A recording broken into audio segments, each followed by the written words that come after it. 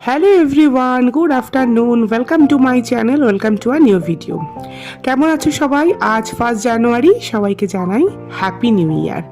আমি এসছি মায়ের কাছে আমার মেয়ের সাথে। মা তো বাড়িতে নেই, তাই ভাবলাম আমি আর আমার মেয়ে দুজনে মিলেই আজকে 1 জানুয়ারি পিকনিক করি।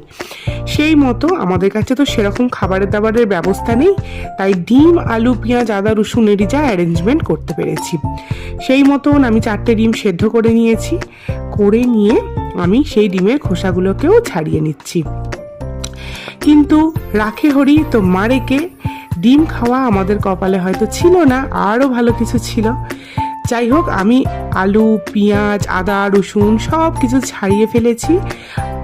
এই দেখো, কড়াই চলে এসছে মাছ।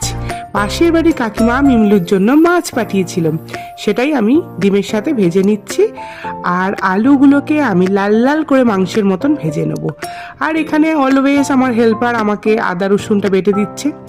পেঁয়াজ, আদা, রসুনকে খুব ভালো করে আমি তেলের মধ্যে ভেজে নিয়ে রেগুলারের যা মশলা রয়েছে, লঙ্কা গুঁড়ো, হলুদ গুঁড়ো, কাশ্মীরি লঙ্কার গুঁড়ো, তারপরে জিরের গুঁড়ো, ধনে গুঁড়ো, সমস্ত কিছু আমি দিয়ে দিয়েছি।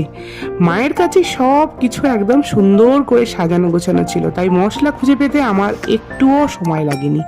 তো মশলাগুলো যাতে পুড়ে না যায় সেই জন্য আমি অল্প করে একটু জলও দিয়ে দিলাম। তো এখানে আমার মশলা ভালো করে কষা হয়ে গেছে।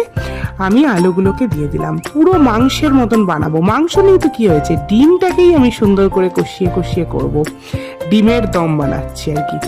তো এখানে আমি আলুর সাথে মশলাগুলোকে খুব ভালো করে কষিয়ে নিয়েছি। এবার আমি পরিমাণ মতন জল দিয়ে দেবো। তো আমার ঝোল ফুটে গেছে, আমি নুনটা চেক করে নিয়েছি। এবার ভেজে রাখা ডিম আর মাছগুলোকে আমি দিয়ে দেবো।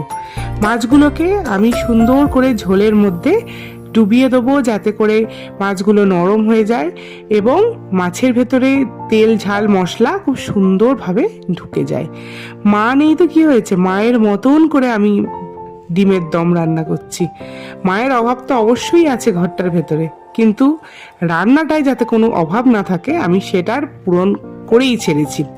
যাই হোক, এবার এর উপরে একটু গরম মশলা গুঁড়োও দিয়ে দিয়েছিলাম। এবার চাপা দিয়ে দেবো, আলুটা যাতে সেদ্ধ হয়ে যায়। কেমন লাগলো জানি, ভাতের সাথে খেতে একদম জমে যাবে। বা